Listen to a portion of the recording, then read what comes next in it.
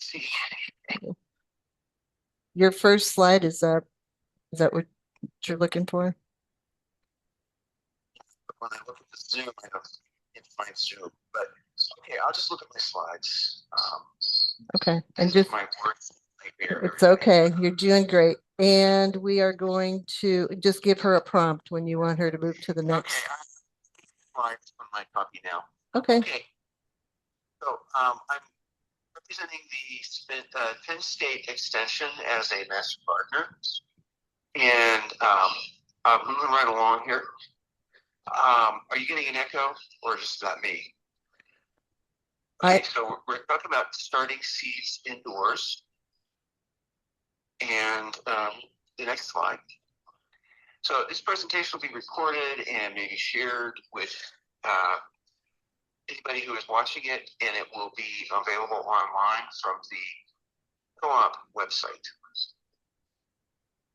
Okay, so I'm Steve Fluharty. I'm on the fourth slide. yep. So I've been a certified master gardener for almost 4 years. Took the program online, and I grew up in northern West Virginia, so I'm still a hillbilly. I attended West Virginia University, and then I came to Lehigh University 40 years ago in 1984, and I've lived in the Lehigh Valley ever since that time. And I am a Bethlehem, Northampton County resident.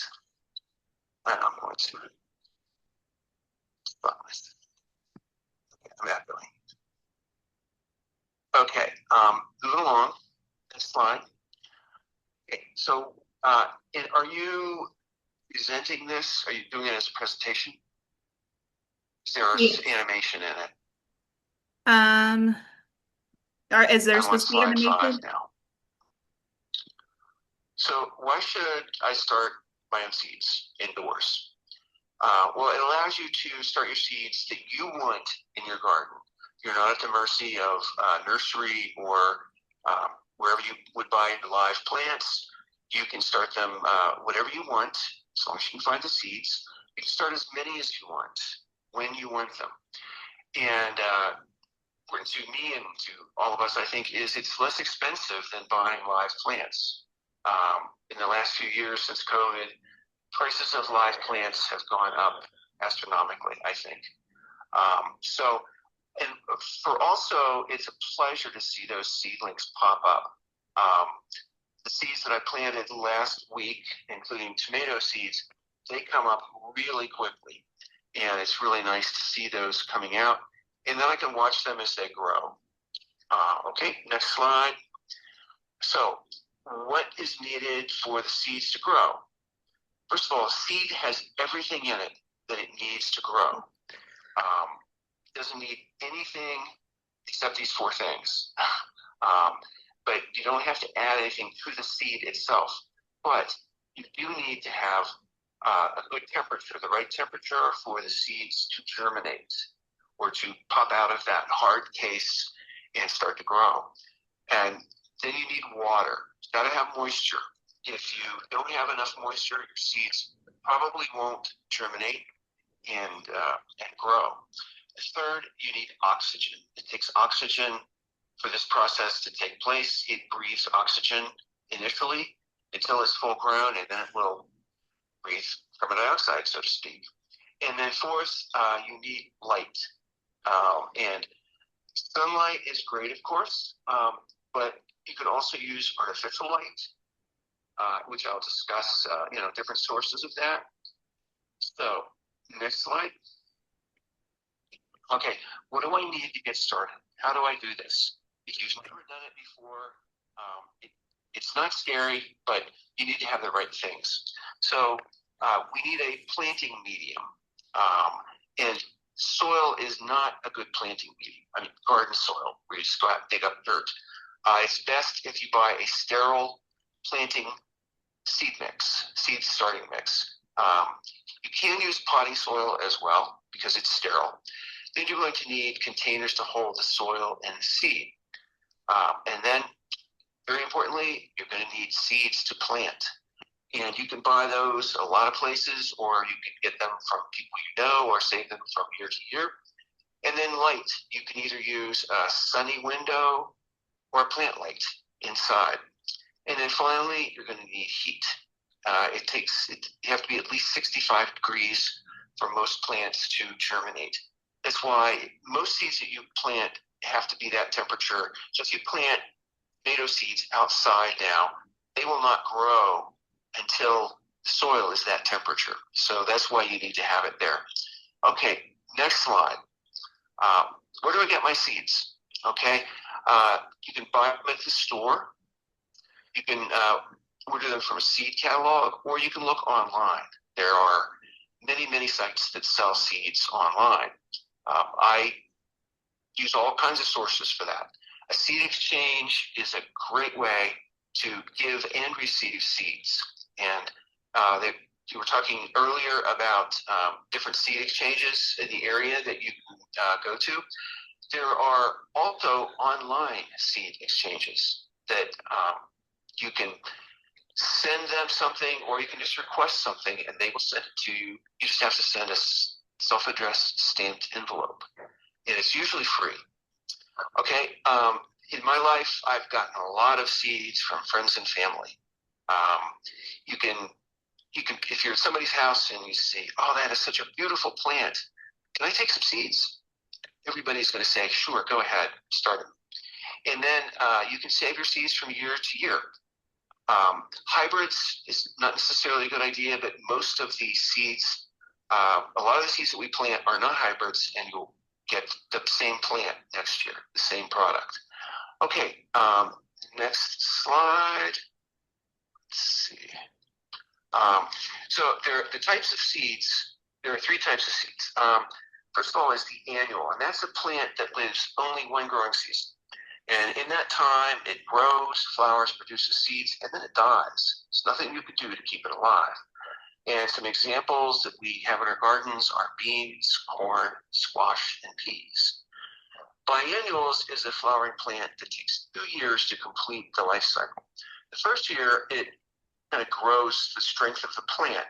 Second year, it'll flower and produce fruit. But a lot of what we grow, for instance, onions, we often buy sets. We grow them and then we pull them. We don't let them go on to mature and bloom next year. Same thing with cabbage and parsley. And then finally, there's the perennial, and that is either a woody plant where you have a hard stem, or it's hardy, or an herbaceous plant that is tender and it dies back every year. And it grows for more than 2 years, and it'll continue to grow as long as it gets what it needs. And this includes asparagus, berry vines, shrubs, and flowers. So everybody has their favorites. I tend to work perennials personally, but I have a lot of annuals as well. Okay, next slide. Growing medium. Sterile, soilless medium. Sounds kind of sterile, but that's a good idea.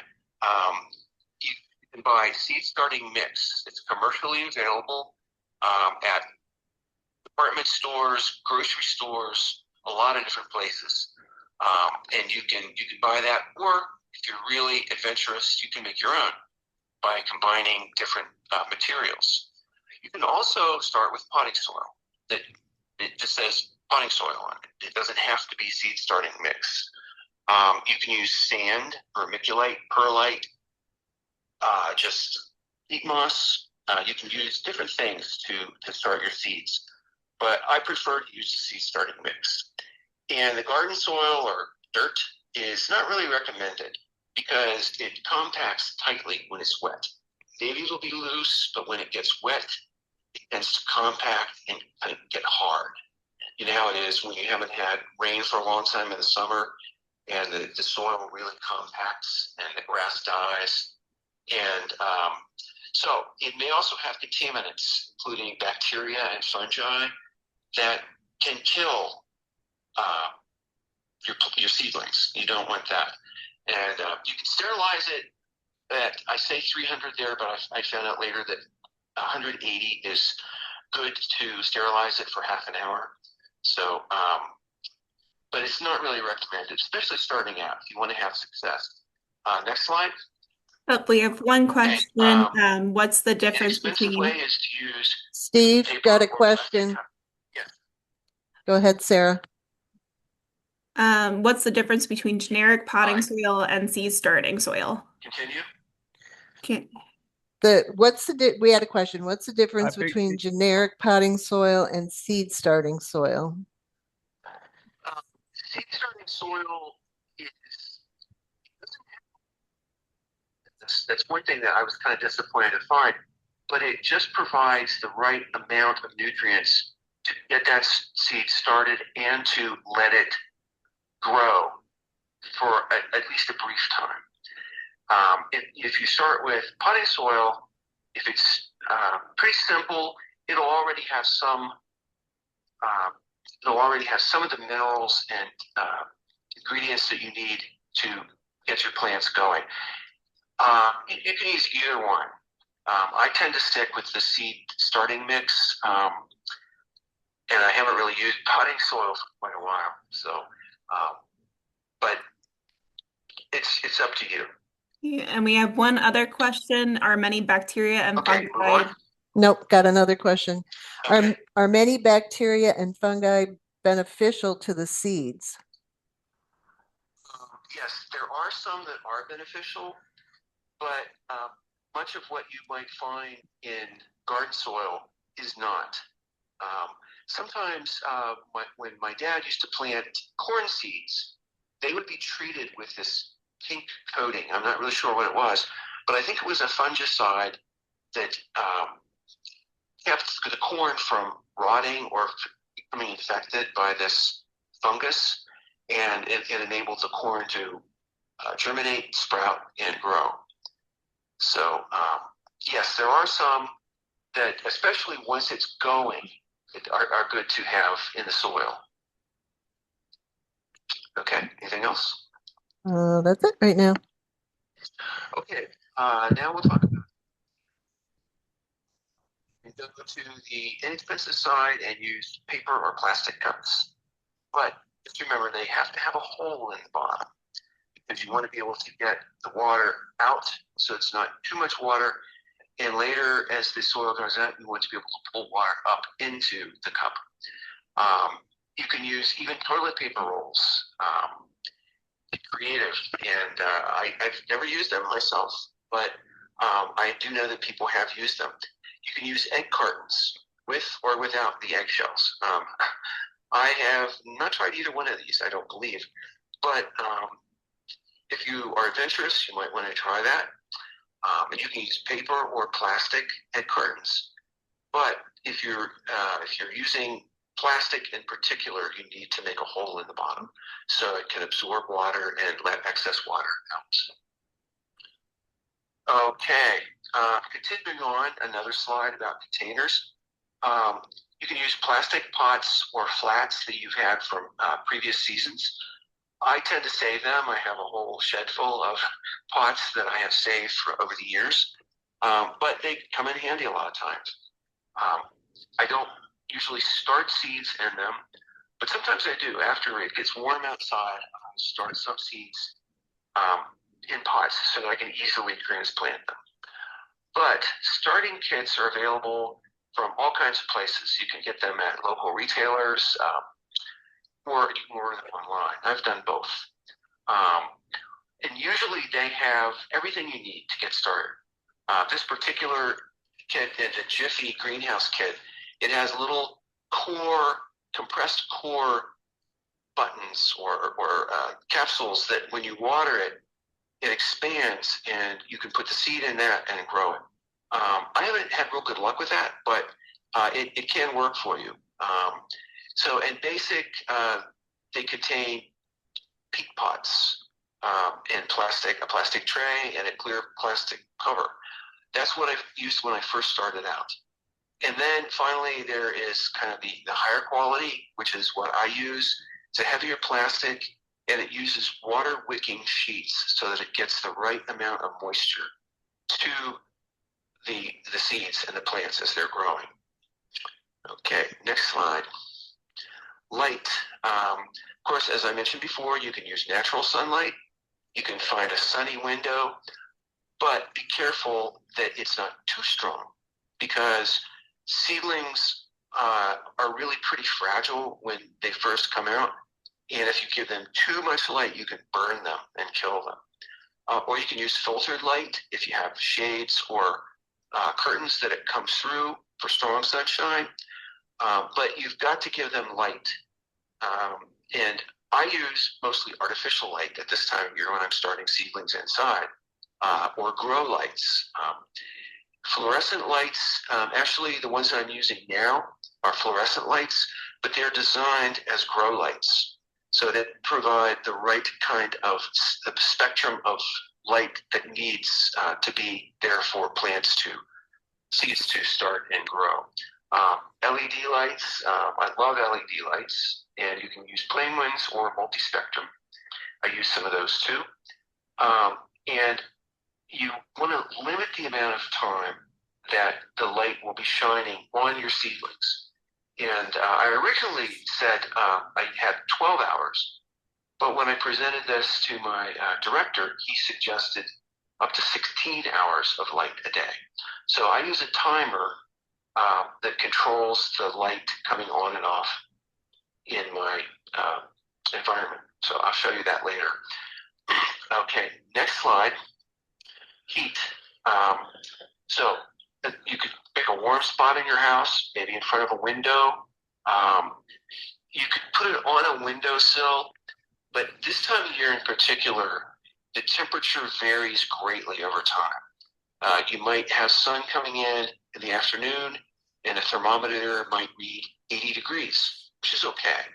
But then at night, it might cool down, and depending on how well it's insulated, the temperature may go down to 60 degrees. And that kind of variation in temperature can be harmful to your plants. So if you're going to put it in front of a window, you could put it on a table, remove it from the window a little bit. But another option is to use a heat mat. And you could use a simple heating pad, or you could buy a special pad that's designed for seed starting. And it keeps a constant temperature of about 65 to 70. If you put that underneath your seeds, it'll be a good temperature to get them started. And I also have that on the timer so that it is not on all day. It's only on when the light is on. And you want to put it into a controlled environment as much as you can, like a greenhouse. Okay, moving along to the next slide. Let's get started. So your seed packet is really your friend. It has a lot of good information on it. So be sure to look at your particular seeds. And this example is for eggplant, and it tells you when to start them inside, 8 to 10 weeks before the last frost, which is usually by the middle of May. That is our last frost. So you could start them anytime now. Sow the seeds in seed starting formula or mix in individual containers, 1/4 inch deep. So, and it tells you how soon the seedlings should emerge. And as I've said before, the time it takes to emerge can vary greatly. I have had seeds before that I thought were not going to come up, and then they did, and I was overjoyed. So that is a good place to find out the information. Okay, so you're going to gather your containers, your growing medium, and your seeds. You're going to take your growing medium, whether it's seed starting mix or potting soil, and you're going to add water to it. Now I use like a dish pan to put it in because I'm going to be mixing a good bit of it. And I typically wear gloves to keep my hands clean, or you might want to get them dirty and just play in the soil a little bit. But you want it to not be sopping wet so that when you squeeze it, a little bit of water comes out, but it doesn't pour out. If it's too moist, that could cause problems. Okay, you place the medium in the containers, about 80% full. You can tamp, but don't push it down hard. seeds need to have access to air and water. So follow the depth shown on the seed packet, like I pointed out. Place 1 to 4 seeds in each container. Of course, it depends on how big your container is. But if you're starting it in a cup or something small like that, I usually put 2 seeds into each cup or cell. And then you cover it slightly with soil, following the instructions on the packet. And sometimes some seeds actually need to be on top of the soil. They need direct light to start. But sometimes if it's like a very small amount of soil needs to be on top, I'll put dry soil on it and dry seed starting mix, and then it will absorb the water and help the seed to start. Okay, continuing with seed getting started. So you place the containers in a shallow tray to hold any excess water. Label the plants as you plant them, because you may not recognize what the seedlings look like. If you're like me, you kind of get it mixed up anyway. So you want to label, like if you have 4 pots that contain tomato seeds, you might want to arrange those in a row and put one label on the whole row, and then so on for other types of seeds. And you want to put them in a warm, sunny place or under a grow light with a heating pad. Wait for seeds to emerge. And like I said, this varies a lot. Tomatoes are wonderful to start out with because they usually germinate and pop up in less than a week. So it's really encouraging to do that, to start some tomatoes, even if you're not going to keep them, just to see them pop up and give you a sign that, hey, this is good. Okay, you want to keep the soil moist, but you don't want to overwater. Once the seeds germinate, don't let them dry out, because that is a death knell for them. Living plants need to have moisture. If the soil dries out, they will die, and there's nothing you can do about it. So you want to be careful to regulate the light and heat. Okay, moving along. What's next? Okay, when the secondary leaves occur, it may be time to transplant or put them into a bigger pot. So in order to do that, you want to carefully loosen the moistened soil and pull the seedling from the container or the cell or the cup or whatever it is, and put it into a larger container that has soil in it. And then at some point, when it's warmer outside, you want to acclimatize or harden off your seedlings. So there are different ways to do this. You could put them outside on a sunny day, but avoid too much sunlight because they're still weak, still very fragile. And you could bring them in at night if it gets cool or if it's windy. You have to watch for that as well, because the wind can whip those little seedlings around and kill them very easily.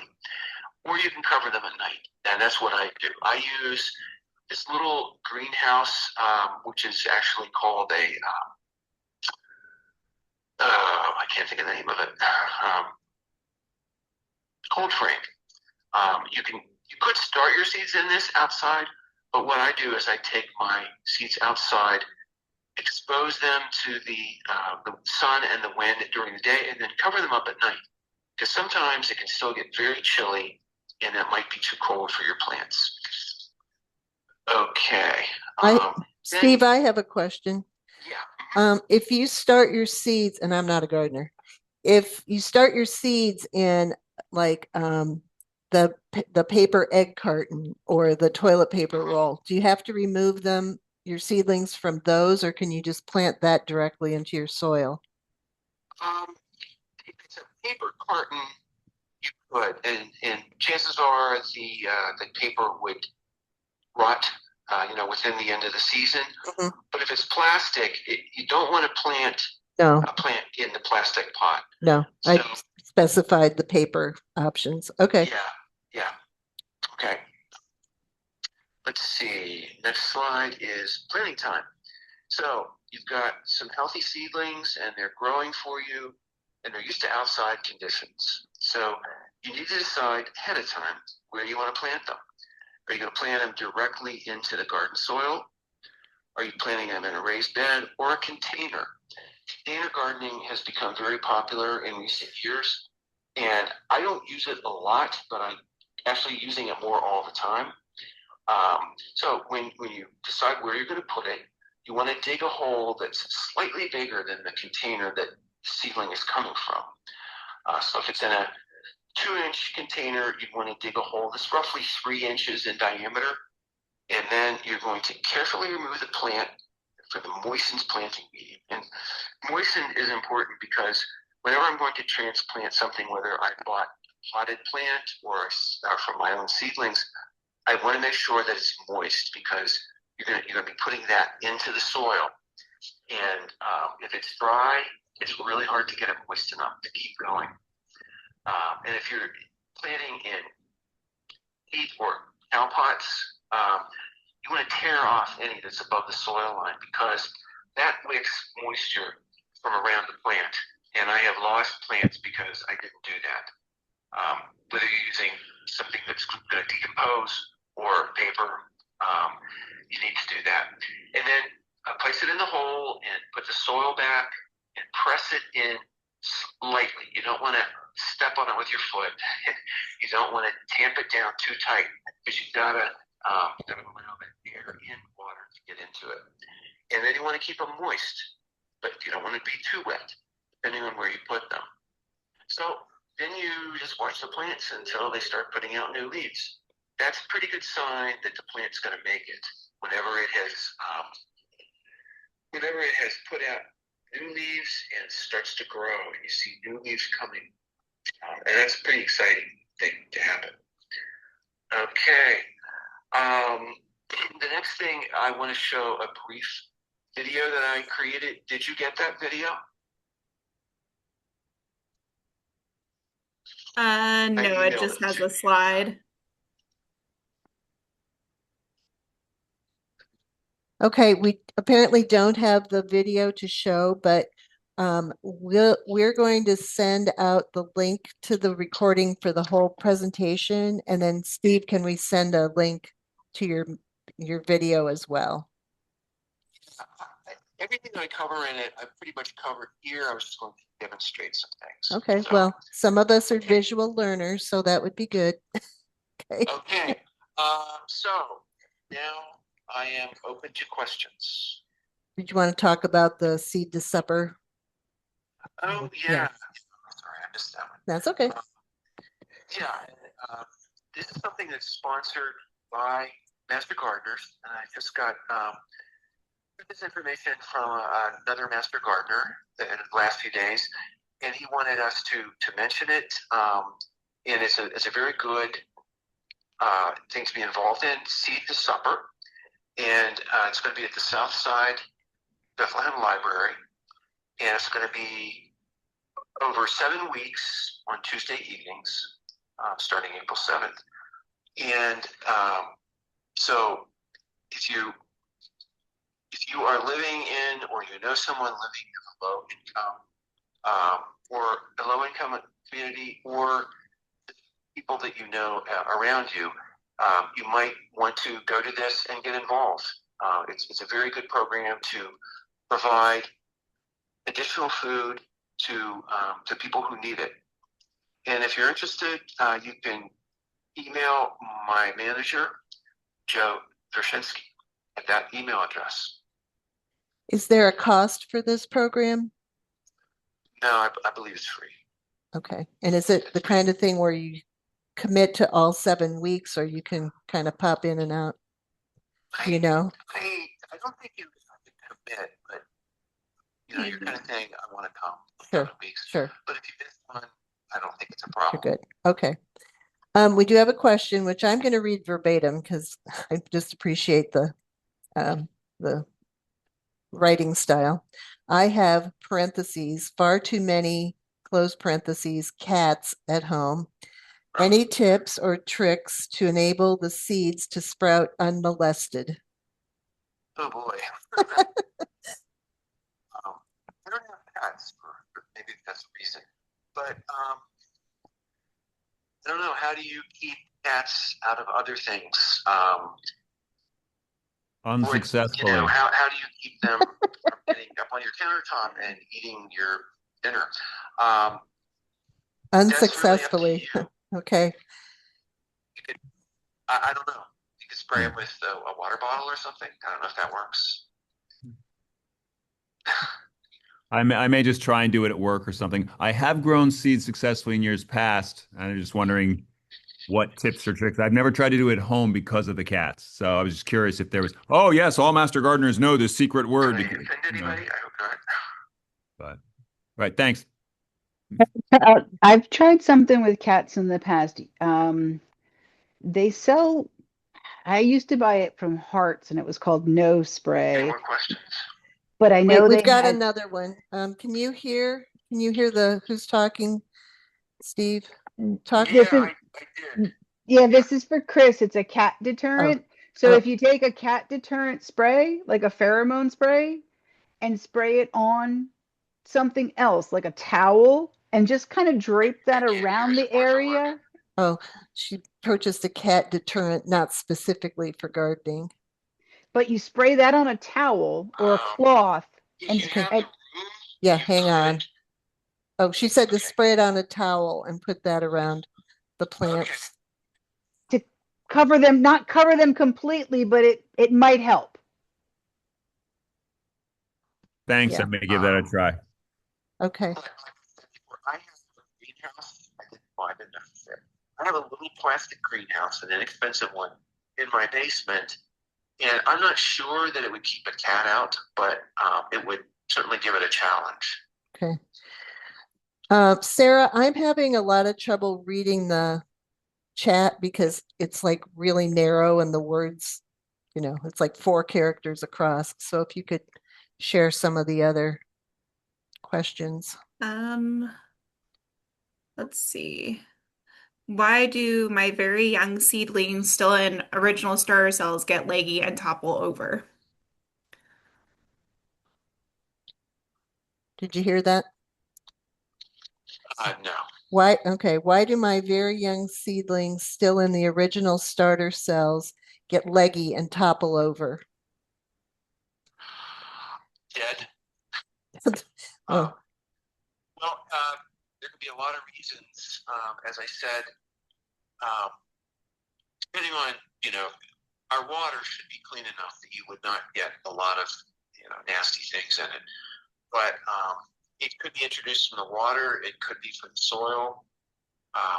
Usually there's very good control over potting soil mixes or seed starting mixes, but it's possible there's something in it that is keeping it from growing. well, they're getting leggy. Oh, leggy. Okay, They're opposite. They're growing too quickly, right? Yeah. Okay. I think that would give them more blue light because that helps them to firm up and not be so leggy. But also, it's a sign that you might want to start putting them outside. Right now, it's kind of warm, but if it's warmer outside, you could put them out and start acclimatizing them, hardening them off. Okay. While seeds are germinating inside, what is the ideal temp at day versus night? During the day, you wouldn't want to have your temperature over 80. 65 to 75 is a good range to have heat. At night, it could probably go down to maybe even 50 because they are dormant, so to speak, during that time. But you want to give them as consistent temperature range as you can. Okay. That'll help them. They did say inside, so that 65 to 75 range would be good. Yeah. Okay. Any advice for seedlings that get long and stringy before you get them outside to plant? I think that's the similar question. Yep, I think that was it for questions. Yeah. Okay. Going and maybe not even give them quite as much light. As they're growing toward the light, if you want to kind of slow that down and give them less light, it'll slow down their growth until you're ready to put them outside. Okay. I think that's all the questions that we had. So thank you. Thank you to Steve. Thank you to all of you for being very patient, which is an attribute you need for gardening, right? So, and like I said, I'm not much of a gardener, but this was very interesting to me, and I have a even more appreciation for my friends who do garden. I have one more. Oh, a thank you, Steve. So again, we'll get the recording link to you and send you the video as well. And remember to register for next month's webinar, which will be on urban composting.